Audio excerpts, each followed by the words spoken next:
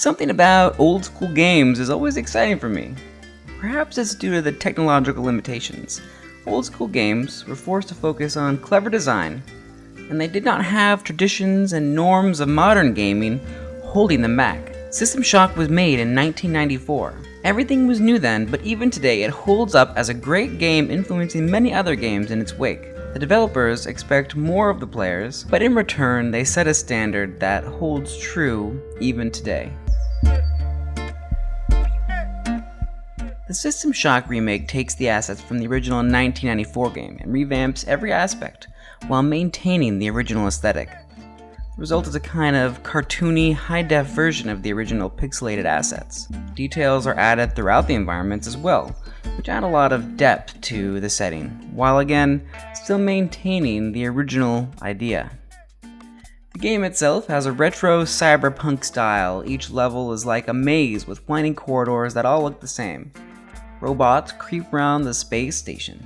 It's especially easy to see the game's influence on more modern games, such as BioShock and the Metroid games, from the sprites.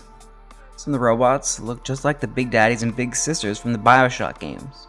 The levels themselves, as well as the doors and floating obstacles, have a lot in common with the Metroid Prime games.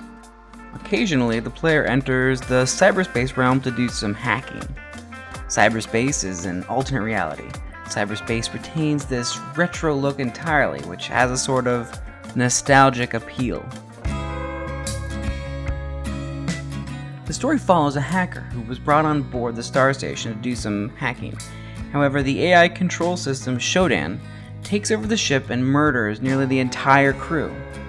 Shodan has attained consciousness and believes that it is a sort of god whose job it is to subjugate humanity. Its first order of business is to get its code to Earth, where it can achieve its goals more effectively. Aside from the rogue AI threat, it is revealed that the executives on the starship were running experiments on the crew members.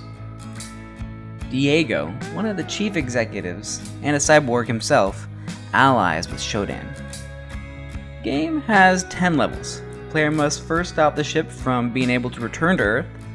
However, this itself does not thwart Shodan, the computer, which reveals that it's been developing a biomutant virus which it will send to Earth to turn humans into mutants under its control. Once the player neutralizes the biomutant virus, Shodan's last resort is to download its code onto Earth's computers. After the player disables the communications, Shodan decides to set its final will, stopping the player from escaping the ship alive. The gameplay really shines in the remake, operating in the vein of classic first-person shooter games such as BioShock or Half-Life. The game has aspects of Metroidvanias, as the player is required to find keys and special items in order to proceed. And there is some backtracking required as well.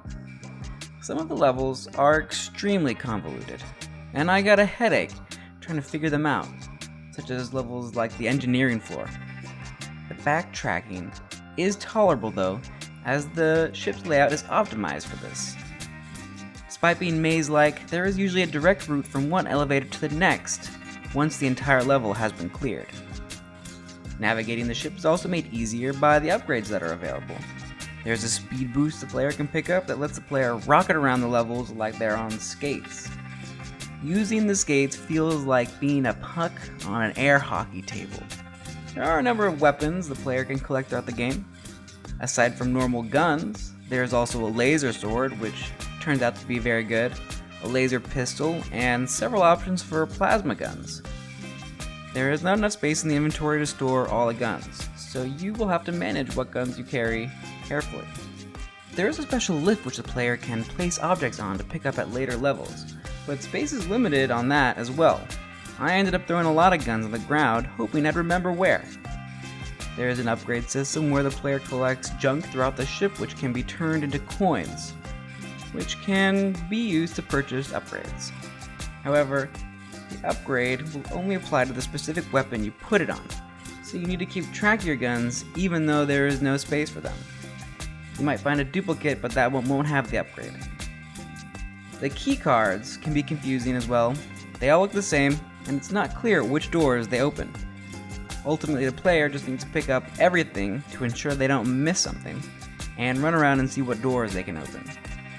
Junk you pick up can be turned into scrap metal. I played the game on the PS5, and there is a glitch which deletes your scrap metal, so you have to be extra careful on the PlayStation version, as that scrap metal is valuable and the glitch will delete it if you're not careful. System Shock is an old school game and follows in the tradition of old school games, providing minimal handholding. The player is expected to listen to the audio recordings and the messages as they provide invaluable clues and instructions. These can be confusing even when you pay attention, so if you ignore them, it's not likely you'll be able to get very far in the game. There are several hacking puzzle minigames which allow the player to open certain doors. The most extensive are the cyberspace levels, which play more like a space shooter game than a hacking minigame. Ultimately, System Shock is a smart shooter which requires the player to pay attention, give careful consideration to the best weapon to use in a situation, rather than always coming in on the scene with guns ablazing. I haven't played the original, but I understand this game is a faithful remake, retaining basically everything from the original, and only making small changes. One of the biggest being the upgrade system for the weapons. It's easy to see why this game has had such a lasting influence.